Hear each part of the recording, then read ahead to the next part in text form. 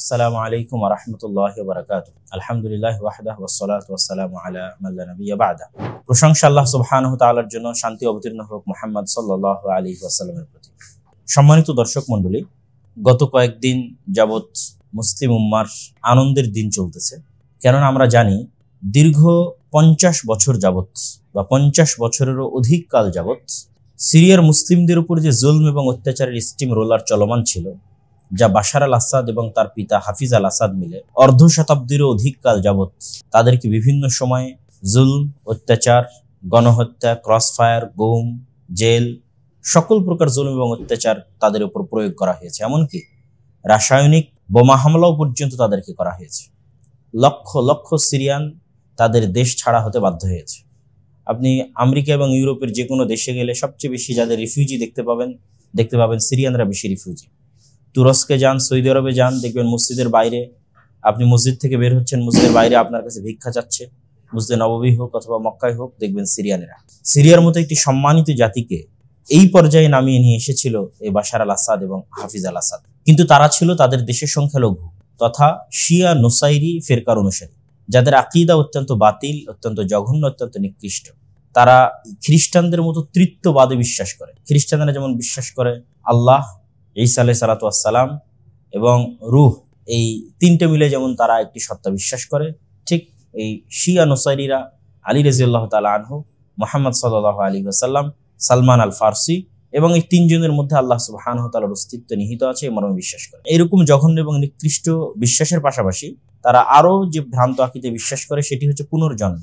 হিন্দুদের যেমন পুনর্জন্মের আকীদা এবং বিশ্বাস আছে, একই পুনর্জন্মের আকীদা এবং আকীদায় তারা বিশ্বাস করে। তারা পরকাল বা পুনরুত্থানে বিশ্বাস করে না। মানুষের কল্যাণের প্রতিদান তাকে পরবর্তীতে ভালো ঘরে জন্মের মাধ্যমে প্রদান করা হবে এবং তার গুনাহের প্রতিদান তাকে পরবর্তীতে নিকৃষ্ট পশু প্রাণী বা গরিব বা গোলাম বা দাস ইত্যাদি জীবনের মাধ্যমে প্রদান করা হবে। যাই হোক, এই সংখ্যাটি সিরিয়াতে ছিল অত্যন্ত নগণ্য। তাদেরই প্রতিনিধি হিসেবে বাশার আল আসাদ এবং হাফিজ আল আসাদ গত দীর্ঘ 50 বছর অধিক কাল যাবৎ সিরিয়ার সুন্নি আহলুস সুন্নাহ ওয়াল জামাআর অনুসারী মুসলমানদের উপর অত্যাচার অব্যাহত রেখেছে। 2011-12 সালের দিকে সর্বপ্রথম মুসলমানেরা তার বিরুদ্ধে বিদ্রোহ করা শুরু করে, তার বিরুদ্ধে আন্দোলন করা শুরু করে। আন্দোলনগুলো শুরুতে শান্তিপূর্ণ ছিল, কিন্তু সেই শান্তিপূর্ণ আন্দোলনে ইরান এবং রাশিয়ার প্রত্যক্ষ মদদে, ইরান এবং হিজবুল্লাহ এবং রাশিয়া, যারা অত্যাধিক ইরান প্রীতি দেখান এবং অত্যাধিক হিজবুল্লাহ প্রীতি দেখান, তারা ইরানের এবং হিজবুল্লাহর সহযোগিতায় এবং রাশিয়ার সহযোগিতায় বাশার আল আসাদ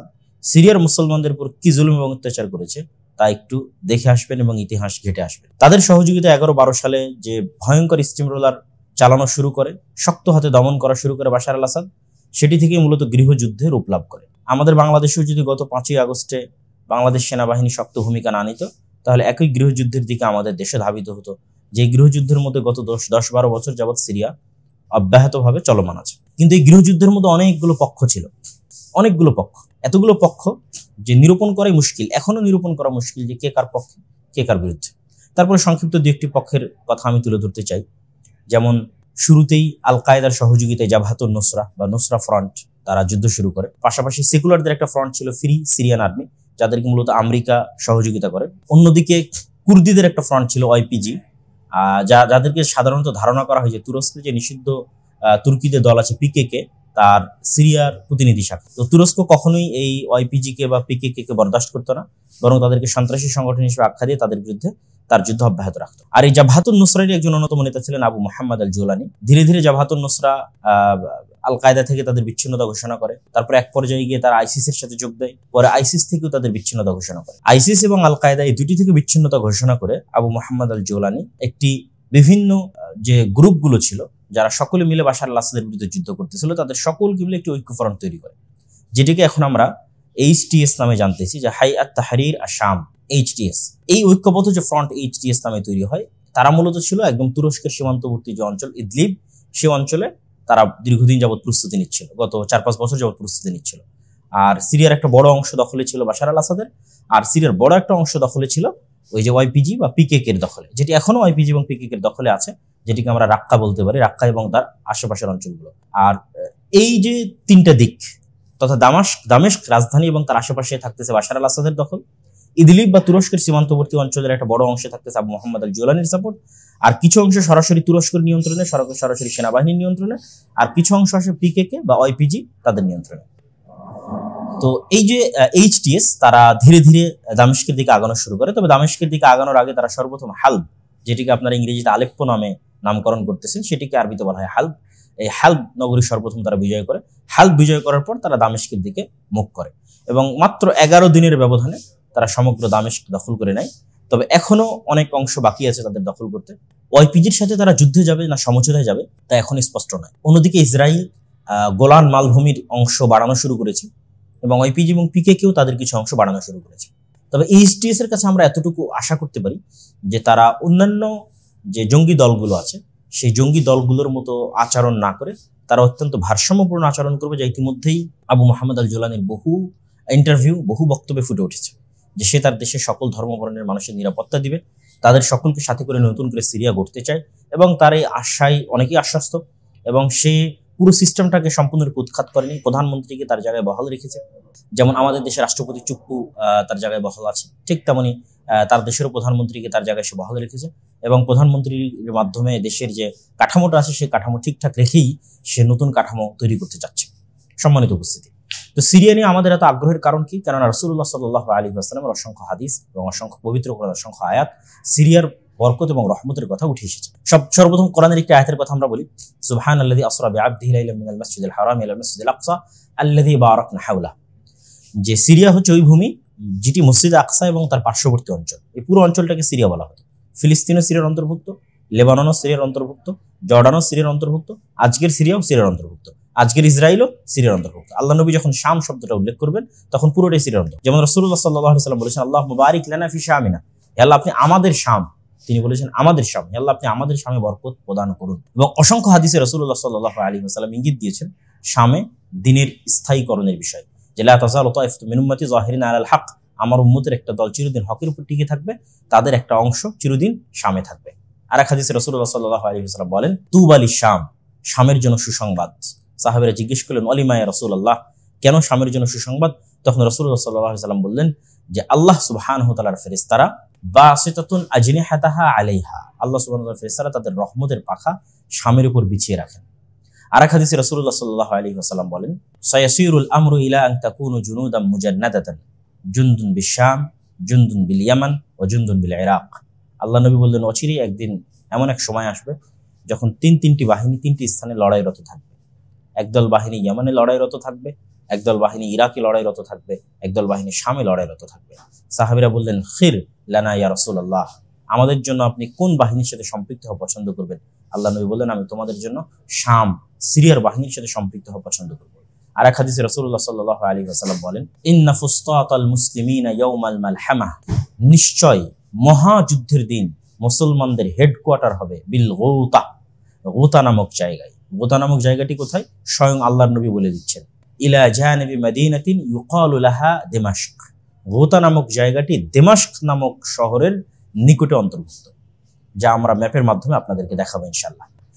আর এক হাদিসে রাসূলুল্লাহ সাল্লাল্লাহু আলাইহি ওয়াসাল্লাম বলেন, আবু দারদা রাদিয়াল্লাহু তাআলা থেকে বর্ণিত, তিনি বলেন, রাসূলুল্লাহ সাল্লাল্লাহু আলাইহি ওয়াসাল্লাম বলেন, বাইনা আনা নাইমুন ইযা রাআইতু উহতুমিলা আমুদাল কিতাব উহতুমিলা মিন রাসি, আমি একদিন ঘুমন্ত ছিলাম, স্বপ্নে দেখছি আমার মাথার নিচ থেকে কিতাবুল্লাহ, আল্লাহর কিতাব টেনে নিয়ে যাওয়া হচ্ছে। যেতে যেতে দেখলাম সেটিকে শাম নামক এরিয়ায় নিয়ে যাওয়া হয়েছে। তারপর রাসূলুল্লাহ সাল্লাল্লাহু আলাইহি ওয়াসাল্লাম বলেন, আলা ওয়া ইন্নাল ঈমান বিশ-শাম হিনা তাকাউল ফিতান, অবশ্যই জেনে রাখো যেই দিন সমগ্র পৃথিবী ফিতনায় পরিপূর্ণ হয়ে যাবে সেই দিন ঈমান শামে থাকবে, সিরিয়ায় থাকবে। রাসূলুল্লাহ সাল্লাল্লাহু আলাইহি ওয়াসাল্লাম আরেক হাদিসে বলেন, ফাইন্নাহা খায়রাতুল্লাহি মিন আরজিহি, শাম হচ্ছে পৃথিবীর মধ্যে আল্লাহর বাছাইকৃত ভূখণ্ড, ইয়াজতাবি ইলাইহা খায়রাতুহু মিন ইবাদিহি, আর এই ভূখণ্ডের জন্য আল্লাহ সুবহানাহু ওয়া তাআলা তার মনোনীত বান্দাদেরকেই পছন্দ করে থাকেন। রাসূলুল্লাহ সাল্লাল্লাহু আলাইহি ওয়াসাল্লাম আরো বলেন, ইযা আফসাদাতিশ শাম লা খায়রা লাকুম, যখন শামে ফাসাদ এবং ফিতনা ছড়িয়ে পড়বে তখন তোমাদের জন্য, মুসলিম উম্মার জন্য কোনো কল্যাণ নাই, তথা শামে যতদিন কল্যাণ আছে ততদিন মুসলিম উম্মার জন্য কল্যাণ আছে। সম্মানিত উপস্থিতি, এরকম অসংখ্য এবং বহু হাদিস দ্বারা আমরা জানি যে কিয়ামতের পূর্ব মুহূর্তে যতগুলো যুদ্ধ সংঘটিত হবে, কিয়ামতের পূর্ব মুহূর্তে যে ভয়াবহ ঘটনাগুলো ঘটবে তার সবগুলো শাম কেন্দ্রিক ঘটবে। মক্কা এবং মদিনা কেন্দ্রিক এই জন্য ঘটবে না যে মক্কা এবং মদিনাকে ফিতনা থেকে মুক্ত রাখা হবে, এই জন্য মক্কা মদিনা কেন্দ্রিক ঘটবে না, কিন্তু শাম কেন্দ্রিক ঘটবে। আর শাম হবে মুমিন মুসলমানদের হেডকোয়ার্টার এবং তাদের আশ্রয়স্থল। এবং আমরা জানি ঈসা আলাইহিস সালাতু ওয়াস সালাম দামেস্কের মসজিদ আল উমাবি যেটিকে বলা হয় সেখানে তিনি অবতরণ করবেন। ঠিক তেমনি আমরা আরো জানি যে ঈসা আলাইহিস সালাতু ওয়াস সালাম এবং তার সাথে যে মুজাহিদগণ থাকবেন তারা এই শাম থেকেই দাজ্জালকে হত্যা করার জন্য রওনা দিবেন এবং দাজ্জালকে জেরুজালেমের বাব আল লুদ নামক স্থানে ঈসা আলাইহিস সালাতু ওয়াস সালাম হত্যা করবেন।